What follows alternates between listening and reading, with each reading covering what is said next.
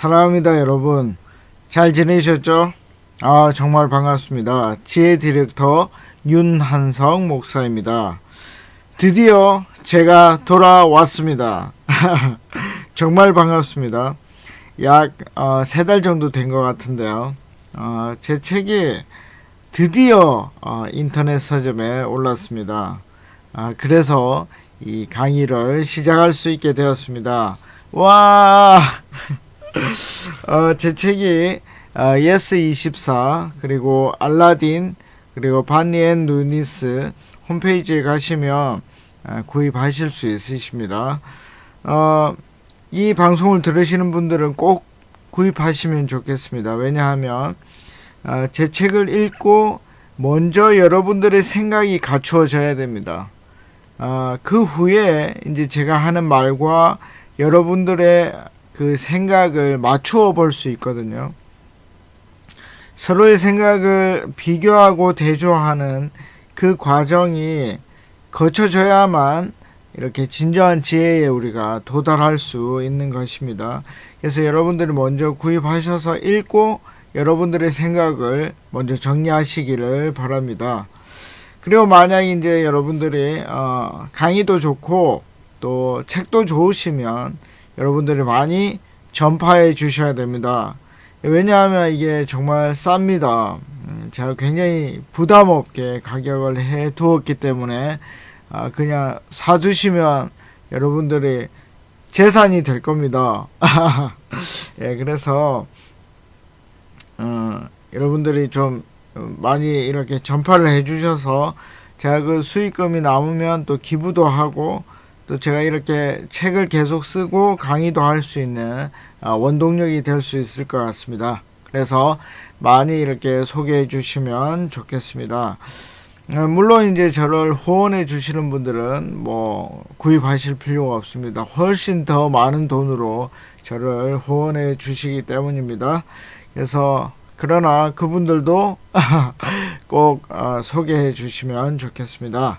예, 사랑합니다. 이제 본격적으로 이야기에 들어가 보도록 하겠습니다. 이제 우리가 앞에서 철학적인 이야기를 많이 다루었는데 이제부터는 좀 실천편입니다. 예, 실천으로 들어갑니다. 그래서 조금 더 재미있을 것입니다. 그래서 3장인데요. 3장은 게으름과 부지런함, 게으름과 부지런함에 대한 이야기를 하려고 합니다. 자, 여기 이제 한 사람이 등장합니다. 그 사람은 존입니다. 존. 예. 한국 이름은 존. 원래 이름은 존.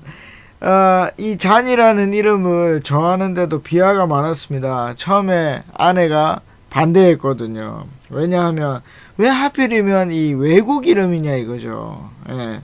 한국 이름이 어떠냐 이겁니다. 그래서 제가 제 이름을 따서 한석이라고 할까, 아니면 뭐 지혜라고 할까, 무식이라고 할까. 근데 이게 참 어려운 게 이름 자체에 이렇게 뜻이 있어가지고 모든 것이 마음에 들지 않는 겁니다. 그래서 좀 이질감이 있지만 그냥 외국 이름으로 가자 이렇게 돼서 잔이라는 친구가 등장하게 되었습니다.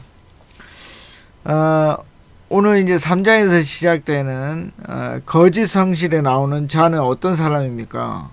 예, 굉장히 성실한 사람입니다. 굉장히 성실한 사람입니다. 그의 일과는 아침 6시부터 시작이 됩니다. 그리고 밤 9시에서야 마치게 됩니다. 뭐 거의 녹초가 되겠죠. 그래서 일어나자마자 이제 아이들 챙기고 밥을 하고, 그리고 또 9시부터는 사무실에서 물건 주문을 받고 또 물건 배송도 하고 또 고객들의 불만도 해결하고, 사실 점심 식사할 시간까지 줄여가면서 여러 가지 일을 합니다. 굉장히 바쁘고 힘들고 또 성실하게 살아가고 있습니다. 밤에 이제 집에 오면 아이들과 이야기 나눌 시간도 없을 정도로 최선을 다해서 삽니다. 그런데 문제가 생기죠. 어느 날 이 멍하게 앉아 있는데 생각이 하나 딱 떠오르게 됩니다. 내가 지금 뭘 하고 있는 거지? 나 엄청 바쁘게 사는데, 되게 잘 산 것 같은데, 이상하게 이 자는 그의 마음속에 공허가 밀려오게 되었습니다. 이상하게 허무한 겁니다. 뭔가 모를 힘이 쭉 빠지는 그런 느낌이 들었습니다. 그리고 내일 일어나는 것까지 두려운 그런 두려움이 그의 텅 빈 마음에 막 다가오게 되었습니다. 여러분, 여러분들이 이런 바쁜 일과 속에서 공허가 밀려올 때가 없으십니까? 사실 이런 공허는 바쁘지 않을 때, 아주 느슨할 때, 일이 없을 때도 똑같이 밀려옵니다. 굉장히 바쁘거나 일이 없을 때 동시에 이 공허가 순식간에 언제 올지 모르지만 밀려올 때가 있습니다. 그러면 이제 우리가 중요한 질문을 던져봐야 됩니다. 자는 쉬는 시간도 없이 무섭도록 성실하게 일했는데 왜 이 공허가 밀려왔을까요? 굉장히 답은 쉽습니다. 왜냐하면 우리는 로봇이 아니기 때문입니다. 사람이기 때문입니다. 그 사람과 로봇의 차이가 뭡니까? 차이는 의미입니다. 의미. 사람은 의미가 있어야 됩니다. 사는 의미가 있어야 되는 거죠. 의미가 없으면, 의미를 발견하지 못하면 아무리 바쁠지라도 어떻게 해요? 허무가 밀려오는 것입니다. 여러분, 플랫폼 기억나십니까? 플랫폼. 오늘 처음 들으시는 분들은 이 7회와 보충 1회를 여러분들이 들어보시면 이 플랫폼에 대한 이야기를 제가 했습니다. 이 사람도 하나의 플랫폼이거든요. 그 컴퓨터에 들어가는 어떤 기판이나 또 소프트웨어적으로 운영체제 같은 그런 플랫폼입니다. 기독교에서는 이제 하나님이 인간을 만들었다고 얘기를 하거든요. 그래서 하나님이 우리 속에 이 플랫폼을 심어 두셨습니다. 어떤 플랫폼이요? 의미를 찾아야만 되는 플랫폼을 우리에게 심어 둔 겁니다. 그러니까 의미를 찾지 않아도 되는 로봇으로 만들지 않았고, 의미를 부여해야만 그가 삶의 의미를 찾을 수 있는 그런 플랫폼으로 우리를 만들어 놓은 겁니다. 그래서 의미가 없으면 허한 생각이 들게 되어 있는 겁니다. 여러분, 제 설명이 맞는 것 같지 않습니까? 그래서 인간은 의미가 있을 때 행복할 수 있습니다. 그렇게 바쁘게 또 열심히 움직임에도 불구하고 또 정말 성실히 살았음에도 불구하고 오히려 힘이 빠지는 것이죠. 그렇다면 인간은 성실 속에서 어떻게 의미를 찾아낼 수 있을까요? 또 찾아갈 수 있을까요?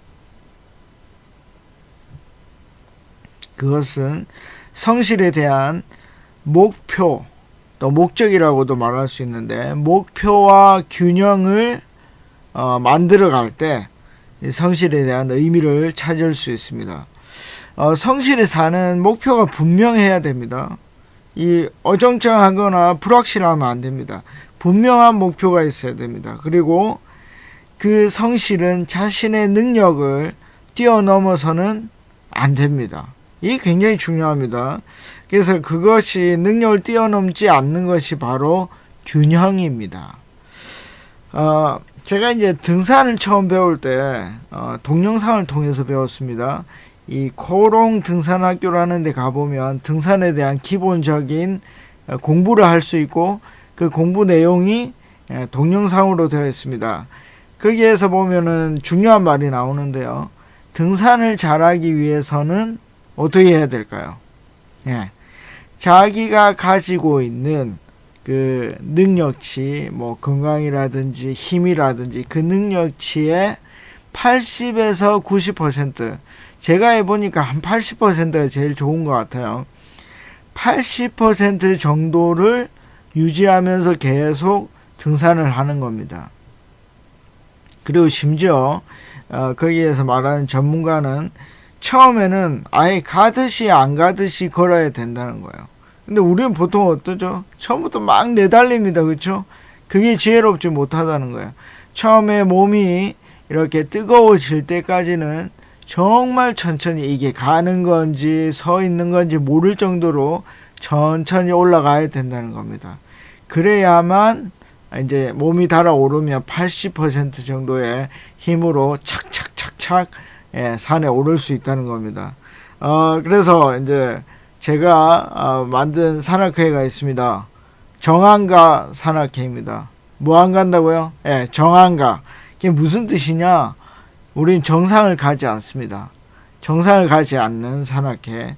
왜냐하면 정상을 간다는 목표를 세우면 능력이 안 되는데도 계속 막 갑니다. 그래서 번아웃이 되죠. 그러고 나면 다시는 산에 가기 싫습니다.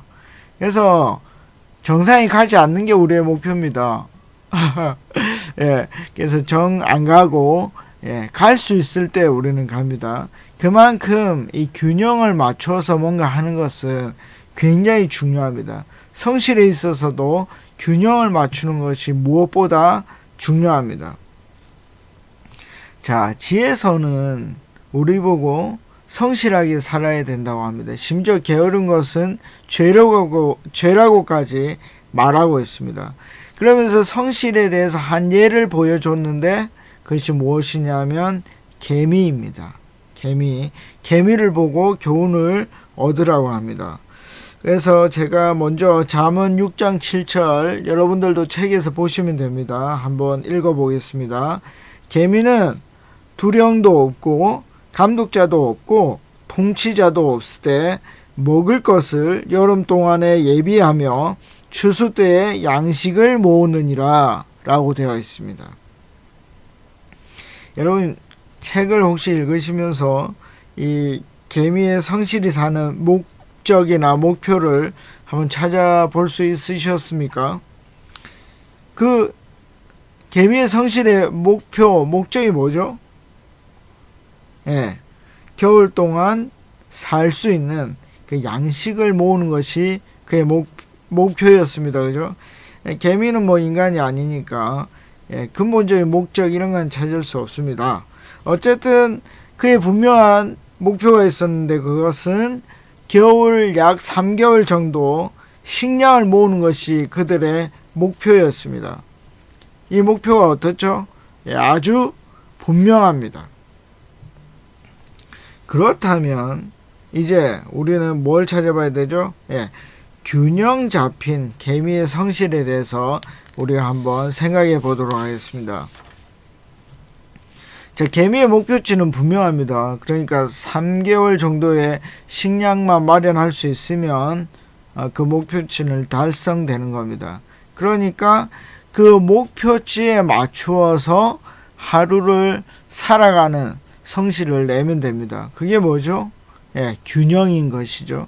그러니까 하루에 3개월치를 마련할 수 있을 만한 양만 모으면 되는 겁니다. 그러니까 굉장히 균형적으로 성실을 사용할 수 있겠죠. 개미는요 2년치, 3년치 혹은 10년치를 모으는 게 아닙니다. 혹은 후세를 위해서 재산을 모으는 것도 아니죠. 그러니까 올겨울만 날 수 있으면 됩니다. 그리고는 나머지는 자연의 순리에 맡기는 것입니다. 이 사람도 다르지 않습니다. 이제 우리에게 한번 적용을 해봅시다. 우리는 얼마가 있어야 안정적인 삶을 살 수 있을까요? 나중에 이제 제가 돈에 대해서 행복을 가져다 주는 돈의 양에 대해서 이 5장에서 다루게 됩니다. 근데 지금부터도 우리가 좀 생각해 볼 수 있거든요. 그래서 내가 매달 한 300만 원 있으면 행복하다 하는 사람은 그것에 목표를 맞춰서 뭐 직업도 구하고 일도 해서 그것을 채우면 됩니다. 그게 이제 목표치죠. 만약에 500만 원 그리고 1000만 원이 자기의 삶의 의미를 누릴 수 있게 하는 행복한 목표치라면 그걸 세우고 그거에 맞는 성실을 균형 잡아서 해 나가면 됩니다. 그러면 나중에 공허하지 않을 수 있습니다. 그런데 주위 사람들을 한번 잘 관찰해 보십시오. 아니면 뭐 자기 자신을 좀 관찰해 보십시오. 나에게 그리고 다른 주위에 있는 사람에게 목표치가 있는가? 대부분 어찌 보면 보이지 않는 어떤 목표를 향해 보이지 않습니다. 어디가 목표인지도 모르고 그냥 열심히 내달립니다. 여러분 주위에는 잘 모르겠지만 제 주위에는 목표치가 있는 사람들이 별로 없습니다. 그냥 다다익선입니다. 많으면 많을수록 좋지, 이런 주의입니다. 그런데 이것은 깨진 물통에 물을 붓는 것과 같습니다. 왜냐하면 목표치가 없으니까요. 계속 부어야 됩니다. 아무리 많이 가져도 다시 배가 고픈 겁니다. 이유는 목표치가 없기 때문입니다. 자, 이제 여러분들이 행복할 수 있는 목표치, 분명한 목표치를 정하는 게 중요합니다. 자, 그럼 그게 정말 행복을 줄 수 있는 목표치인가 어떻게 알 수 있을까요? 그건 조금 지나보면 압니다. 그게 자기의 능력에 벅찬지 안 벅찬지, 그리고 내가 실제로 가질 수 있는지 없는지 조금만 지나보면 알 수 있습니다. 그래서 그 목표치의 조정 단계는 있어야 되겠죠. 더 높일 건지 더 낮출 건지. 그래서 그 목표치를 정하고 나면 여러분들의 생각보다 행복에 빨리 도달하게 될 것입니다. 자, 이제 우리 다음으로 생각해 볼 것은 균형에 대한 이야기입니다. 여러분, 인생은 하루만 사는 것이 아닙니다. 하루 일이 잘 된다고 막 그날의 에너지를 모두 써버리면 안 됩니다. 그렇게 되면 일주일이 너무 힘들어집니다.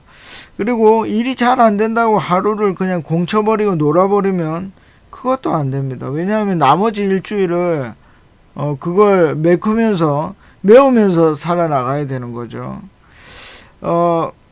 그래서 이제 그런 분명한 목표치가 있으면 이제 하루하루를 지나치게 잘 된다고 더 많이 하지도 않고 지나치게 못 된다고 덜 하지도 않습니다. 그래서 적당한 일을 안배할 수 있게 되는 거죠.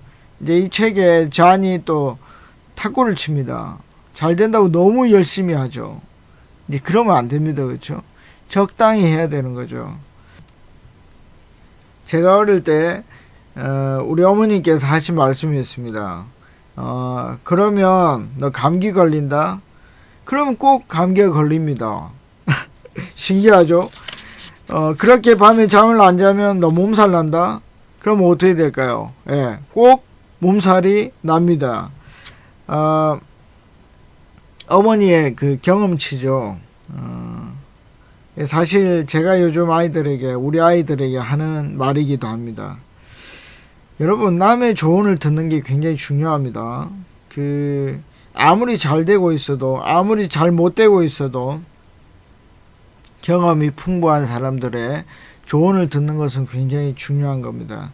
왜냐하면 그걸 통해서 자신을 돌아볼 수 있기 때문입니다. 그 조언이 100% 맞지 않아도 됩니다. 그러나 한 번쯤 자기가 지금 하고 있는 일에 대해서 균형 잡힌 일인지 돌아볼 수 있으면 되는 것입니다. 그래서 남의 조언을 들을 필요가 있다. 물론 결정은 자기가 하는 겁니다. 제 주위에 제가 공부를 많이 했으니까요. 많은 사람들이 이제 박사가 있습니다. 그래서 선배 중에도 있고 동기 중에도 있고 그렇습니다. 근데 이 박사들 중에 종종 참 안타깝게도 암에 걸린 사람들이 있습니다. 생각보다 자주 봅니다. 제가 공부할 때만 해도 한 2명 정도가 암에 걸렸습니다. 여러분 그 사람들이 왜 암에 걸렸는지 여러분들 아시겠죠? 공부가 잘 되는 사람들은 끝까지 공부합니다. 정말 공부만 합니다. 공부를 좀 못하는 사람은 어떨 것 같습니까? 예, 남한테 뒤처졌다고 생각하고 살기 죽기로 공부를 합니다. 그러다 보면 몸에 지나친 무리를 주게 되고 지나친 스트레스를 받게 됩니다. 그러면 없던 병도 생기게 되는 것이죠. 물론 저같이 뭐 이렇게 몸에 대해서 저 역시도 아프거든요. 그래서 제가 한 번씩 심각하게 물어봅니다. 제 스스로에게 너는 지금 아픈 게 안 좋으냐?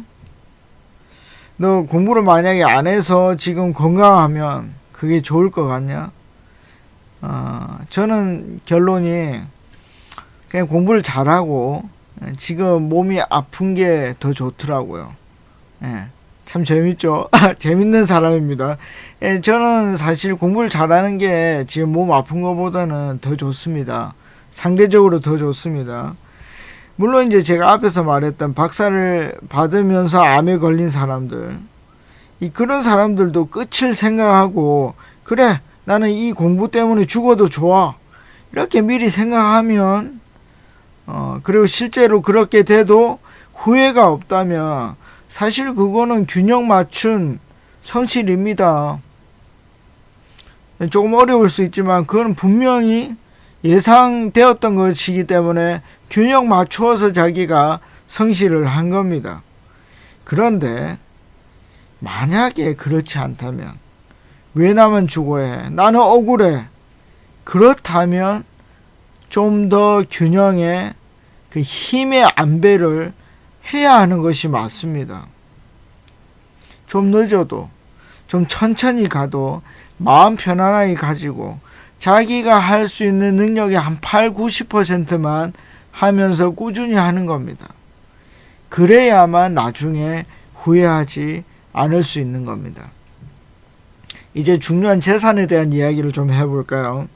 재산도 마찬가지입니다. 재산을 모으느라 새벽부터 밤까지 돈을 모으는데 집중합니다. 그래서 한 20년이 지나서 아들과 딸이 이렇게 말할 때 놀래면 안 됩니다. 아빠는 도대체 나에게 해준 게 뭐야? 이런 서운한 말을 할 때 너무 놀라시면 안 됩니다. 여러분 당연한 겁니다. 사람은 돈이 다가 아니거든요. 어떤 자녀들은 아빠가 가까이에 있어 주는 게 돈을 주는 것보다 더 좋은 자녀들이 있을 수 있습니다. 아니 더 많을 겁니다. 그래서 균형이 필요한 것이죠. 나는 어떻게 할 것인가? 돈만 열심히 벌어서 그들에게 돈만 줄 것인가? 그래서 나중에 그런 말을 들어도 상관없는가? 물어보아야 됩니다. 그래야 균형 맞춘 성실을 만들어낼 수 있기 때문입니다. 이제 마지막으로 아주 재미난 이야기를 하고 마치려고 합니다. 이 기독교에서 말하는 하나님의 창조에 대한 이야기를 하려고 합니다. 잠언의 신은 그 하나님이라고 하는데 아마 한국 사람들 입장에서 보면 이 신은 아주 게으른 신일 겁니다. 자, 그래서 그 하나님이 7일 동안 이 세상을 창조하거든요. 그 창조한 내용을 한번 보겠습니다. 자, 기독교인들은 한번 읊어보십시오. 나머지 분들은 뭐 모르셔도 됩니다. 첫째 날에 하나님이 한 일이 뭐죠? 빛을 만든 겁니다. 뭘로요? 말씀으로요. 그냥 말만 한 겁니다. 빛이 있으라. 그랬더니 빛이 있었습니다. 그리고 그날 일은 땡입니다. 그게 답니다. 그리고 하루를 쉬었습니다. 둘째 날은 뭐죠? 물과 물을 나누어서 그 빈 공간을 하늘이라고 이름 붙였습니다. 그리고 한 일이 뭐죠? 없습니다. 없습니다. 그리고 땡입니다. 셋째 날은요, 물을 한 곳으로 모아서 땅과 바다를 나누게 됩니다. 그리고 끝입니다. 여러분, 만약에 하나님이 한국 사람이었다면 아마 1시간 안에 그 일 7일 동안 일을 다 했을 겁니다. 여러분 안 그럴 것 같습니까? 진짜 그렇습니다. 그런데 하나님은 그렇게 하지 않았습니다. 여러분 단순히 하나님이 게을러서가 아닙니다. 하루 목표치를 보여준 겁니다. 왜냐하면 하나님은 인간의 모본이기 때문입니다. 모델입니다. 모델. 영어로는 model. 예, 좋죠. 그래서 하나님은 인간이 과도한 일을 하기를 바라시지 않으십니다. 적당한 하루 목표치를 정하고 그게 끝나면 쉬기를 바라십니다. 그냥 쉬면 됩니다. 그게 하나님이 인간에게 바라는 것입니다. 과도한 욕심은, 과도한 성실은 하나님이 원하는 게 아닙니다. 인간 플랫폼 속에 둔 게 아니에요. 여러분 이제 우리가 우리 스스로에게 질문을 던져봅시다. 여러분들은 어떻게 살고 계십니까? 여러분들의 목표치는 적당하십니까? 혹시 너무 성실히 살아야만 그 목표치를 달성할 수 있지는 않습니까? 지나치게 성실해야만 하다면 나중에 허무가 몰려올 것입니다. 이번 한 주 내가 사는 삶의 형태를 잘 관찰해 보십시오. 적당한 목표와 균형 잡힌 성실이 있는지 한번 잘 살펴보십시오. 그리고 어떻게 하면 그런 목표와 균형을 만들어낼 수 있을지 계획을 한번 세워보십시오. 혹시 지금 내가 하고 있는 일을 진단을 잘 못하신다면 저에게 이메일이나 또 블로그에 남겨주시면 제가 할 수 있는 만큼 답변을 해드리겠습니다. 다음 주는 우리가 시절을 쫓아가는 어떤 성실에 대한 이야기를 하려고 합니다. 여러분 평안하시고요. 건강하시고요. 즐겁게 지내십시오. 다음 주는 설이 있어서 한번 빠질지도 모르겠습니다. 어쨌든 신나게 지내십시오. 안녕히 계십시오. 파워!